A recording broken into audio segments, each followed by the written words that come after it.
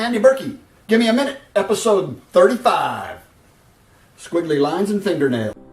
When installing edge banding on a piece of plywood, it's always rough because the veneers are very thin on the plywood.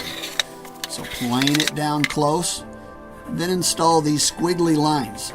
The lead goes from the high of the edge banding to the low of the plywood and gives us a good indicator of exactly when they're dead flat. Keep the pad of the sander on both surfaces at all times.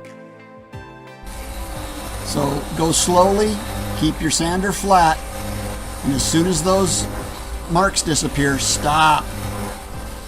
And check it with your fingernail. That'll tell you if one's still a little bit high. So go slow, keep your sander flat, and know when to stop. Birkey out.